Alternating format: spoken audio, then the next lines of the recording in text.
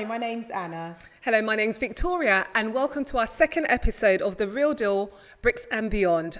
I'm from On Point Property Management Limited. So today's episode is a really exciting topic, very important topic.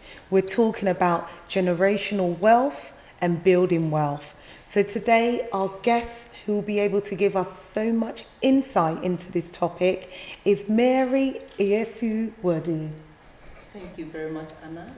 Thank you for coming here today. Thank you. I mean, you are a financial coach, you're an investment banker, and an author of 5 books. Wow. That's an amazing achievement. So we really want to just really get straight into it. We know building wealth, we know money management is really, really a big topic and really affects your life. That's right. Especially the relationship you have with money. But it'll be interesting to know your personal journey and how did you get into this? Yeah, okay. Yeah. So I've been in banking since 1992. I started working with Barclays Bank, HSBC, in Canary Wharf. I've worked for Lloyds Banking Group. I've worked for Wells Fargo, which is an American... it's a huge bank. An American bank, yeah. And I've worked with so many investment banks in the UK. What I see people do, people from a different background, they do things differently from what we do. And people start to build wealth from a younger age. And they teach their children, and their children also teach their children's children. So it's just like a normal thing that they do. But in Ghana, she had a business, which was a school. And ever since we were young, she used to say, my children, my children's children. We didn't actually understand what she was trying to say, but she was talking about generations. She was talking about wealth. Let me build this for my children and my children's children, so they wouldn't, go through debt or poverty or something like that. And it really worked. She's not there now, but everybody, my siblings, my nephews, my nieces, everybody is living well. Now, back in the UK, because I've been in banking and I see what people do in the banking field, but when I come into our community, we don't do that. And it really saddened me. And I thought, what I've actually learned, and people have actually spoken to me and taught me, why don't I come back to teach the people in our community? And also, why don't I do the same thing? So it comes with experiential knowledge. So I do it and then I teach. So that is where it started from. Okay. So learn it and then teach. Yeah. And, it's been a journey, but I had to, and because I'm in banking, one of the requirements is actually to be clean, as to not have any debt. A good financial record. Yeah. So it's like you have to abide by the book, and that's actually helped me to avoid debt and then to build wealth. So I've been, That's a really good point there where you said avoid debt. Now that's a huge problem today, debt, especially as we're used to a credit system. Yes. It becomes the norm. If you don't have something, it's okay. I've got a good credit score. I'll just get it on credit. There are some really common problems that people do. Yes. And what do you consider is the most common financial mistakes that people make?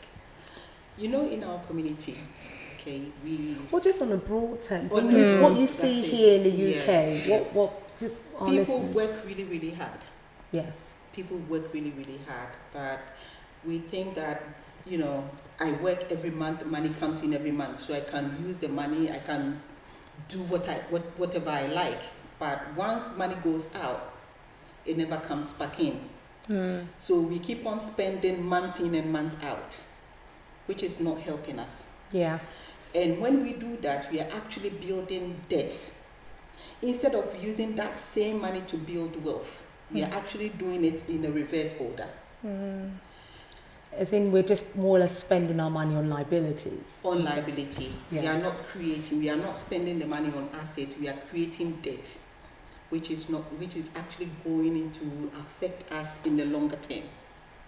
And when it affects us, it affects our children. In fact, it affects our children's children, because children actually see what you do and they copy you. Yeah.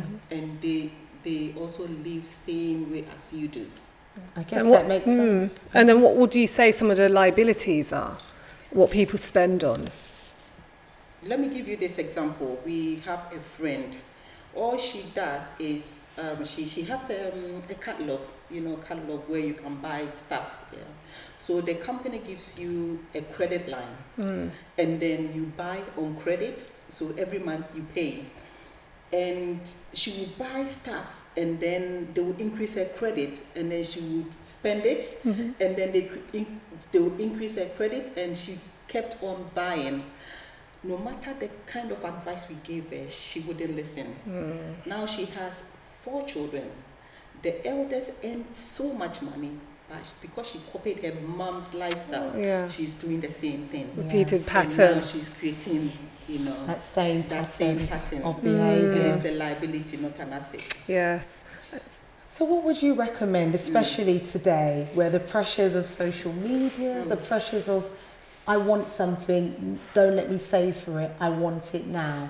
What would you say will be some practical tips and guides? Anyone's listening today, regardless of their background, because I think debt is a universal problem now.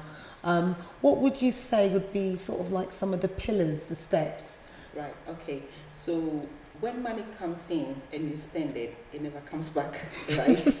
So before you even get paid, whether it's a monthly salary or you have your own business and the money you get paid, before you get that, have a plan, a budget.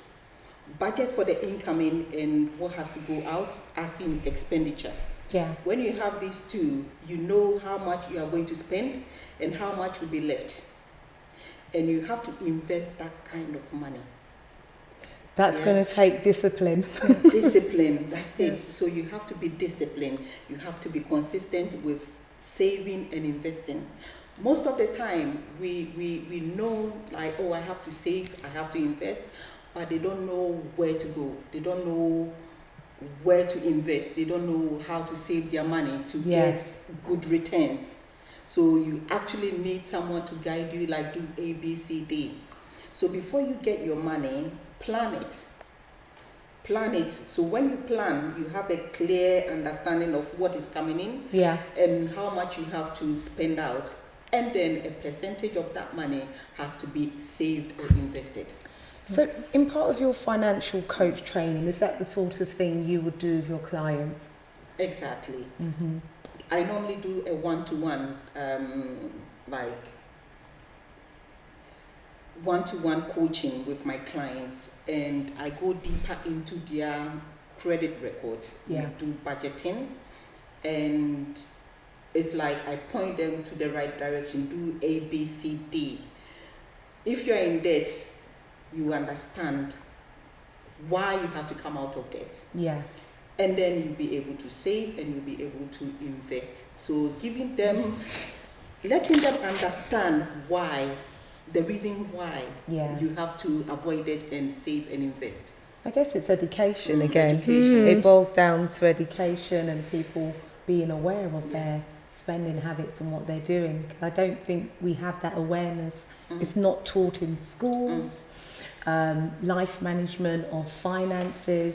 It's not something that we hear about in schools, and we find that if it's not taught in the homes, as you quite rightly said, if it's not taught in the homes, where are people getting, this sort of discipline to really have financial management? And again, with a lot of easy access to, there's credit. They're targeting quite a young audience now. Especially students, etc. I know you can buy, luxury bags and shoes without any repercussions. I know they were looking into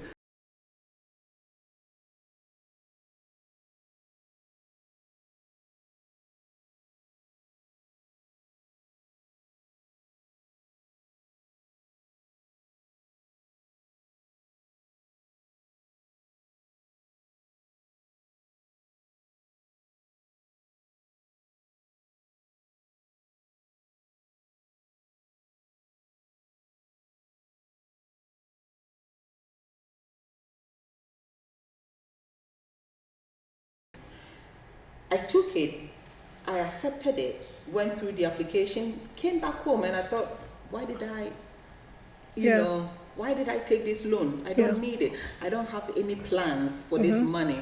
Why did I take this money? And then I told my husband. My husband was so surprised, like, you've taken this money. So nearly 2 weeks, I couldn't sleep. It's like, I don't have any plans. Should I give the money back? Should I, And then I called them. I said, I've taken this loan. I need to give it back. And he said, okay. So I tried after work, one day after work, I called them and I said, I'm paying back. And the lady was like trying to complete the transaction. She couldn't complete it on the same day. But the next day I tried to do it online because it was a weekend. I tried to do it online and I couldn't I couldn't pay off the whole amount. So I had to do it in stages. And just the Monday, they hit my account with interest. Wow. And then the next time they hit my account with another interest, they did it 3 times. And I called them. I was so upset. I said, I did not come to you that I need a loan. Yeah. You gave it to me. You called me, you gave it to me. I called back that I don't need it. And I was giving back. But the lady could not complete this transaction. But I've given everything back. So why have you actually charged me with interest? They apologized and then they gave me compensation. Wow. Oh, good. Okay. But my point is, normally people think, oh, I have good credit. Oh, let me take this loan, let me take that loan. Before you know, you'll be in debt and you don't need To be in that, money. yeah. And it's like you've created a debt that you had no plans. And I always say the banks are not your personal friends. If you're going to take money, it's going to come at a cost. And obviously, because for yourself, you're obviously financially literate, that you knew what to do and to return the money back and get compensated. Yeah. So I think institutions really need to have a degree of responsibility. I know banks exist to lend and to make money, Exactly. but that story just really demonstrated just how easy it is very, to get very into easy. debt, even not knowingly. So I think we really, really need to be careful. So what, for you, the importance, especially of your coach and your coaching and financial system, what do you stress to your clients of the importance of financial literacy? It's a personal journey. That's what I normally say to them. You have to understand things yourself. Yeah. If someone tells you do A, B, C, D, and that's it, that ends there, you've learned nothing. So you need to read books. You need to, even if you go online and read something, or you have a personal coach, financial coach, or a financial advisor who would actually, you have to understand the fundamentals of wealth building, which is number 1, avoiding debt, and then you go on to save and invest. Yeah. And then you monitor, you do budgeting before money comes into your account. You already know how you're going to use that money. You have a plan, a clear plan for that money. Yeah. But if you wait and the money hits your account, probably on a Friday, lunchtime, you hit the shops and then you start shopping. By the time you get home, probably a third of the money is gone already. Yeah. Because you did not plan for that money is gone. And money is a spirit. Yeah. Money was actually made from trees, from paper. Paper was made from trees. Trees have life. Yes. Yeah, they are life. That's a very good way to look at it. That's it. The way you use money is like you're telling the money, I don't need you. Yeah. Normally, you have to make money feel welcome. Yeah. There's something called like seducing. You have to seduce money, not in a wrong way, but in the right way. Seduce the money. It's like, oh, I want you.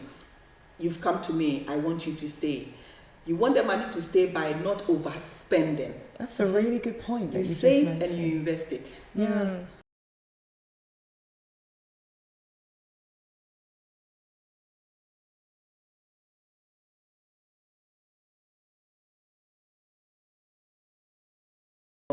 Doubles. And money is a doubles game. Yeah. Today you invest £100. it will add on interest. Interest will go on to add on more interest by the power of compound interest. Yeah. So how would one acquire a financial advisor? Just an everyday normal person. Yeah. How would they go about getting this advice? You can find financial advisor on the net. Okay. However, they come very, very expensive. So a financial coach, if I need assistance or if I need help, I'll go for a coach. Number one, the cost is not that much. Number two, they are more personal.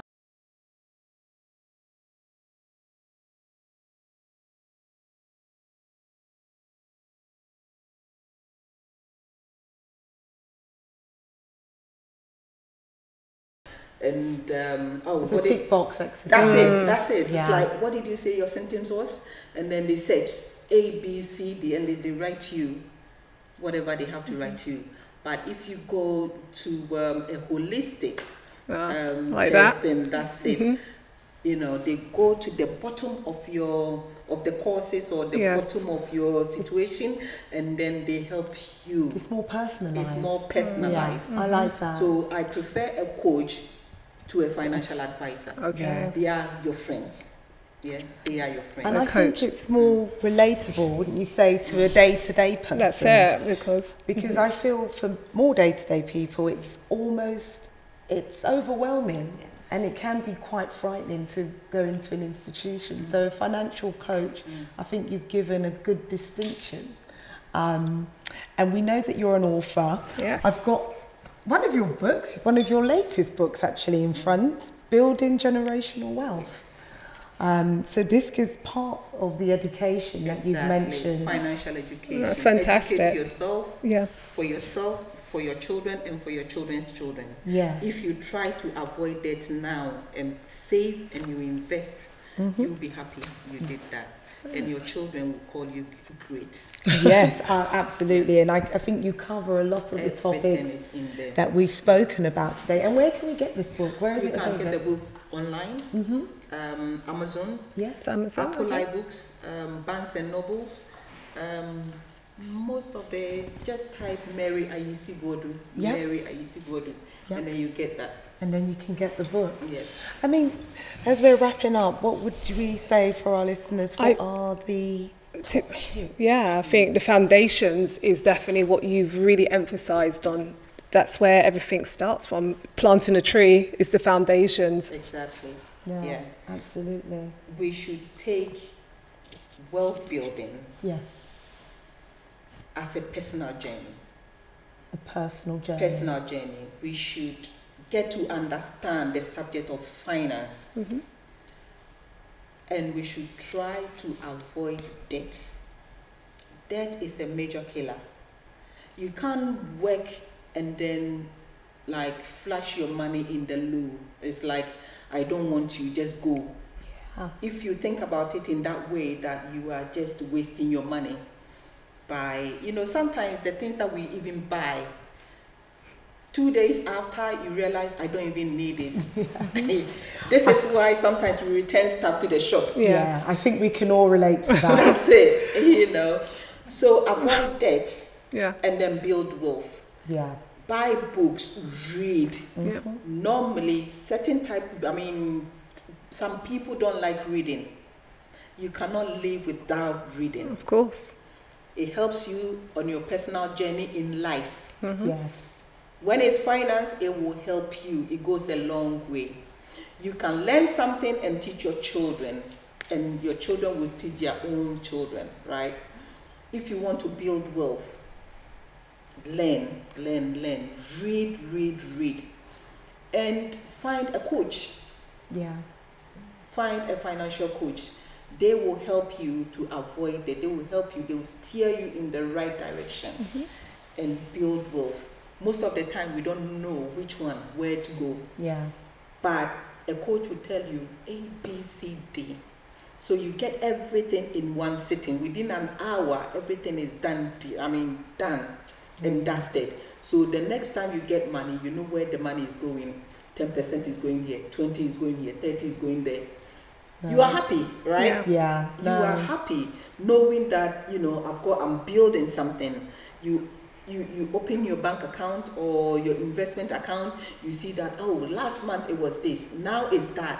You know, it keeps on increasing because of compound interest. Yeah. So building wealth should be top priority.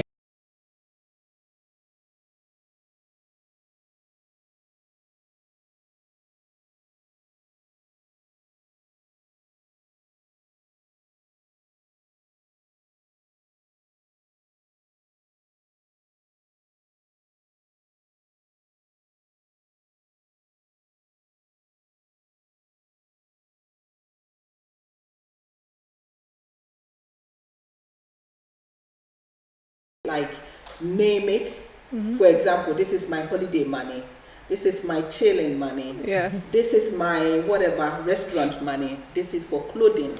So you know that probably 1% is going here, another percentage is going there. So you build some kind of money that, you know, if you want to go to on a holiday, like last week I was in Dubai, family holiday, and we chilled, right? Because you have that pot of money sitting. And you would have saved towards You would have saved, and it would have been a planned event. Exactly. Yes. So you don't have to borrow to do that, but you have to save, of course, towards it. that you know, that event. So it's a balanced life. Yeah. Okay. No, thank you. I Fantastic. think we're going to end on that note. It's to have balance. And I think you've given our listeners a really good pointer. Thank you so much, Mary, for coming on. Thank you. Thank you very much. Thank you. Thank you.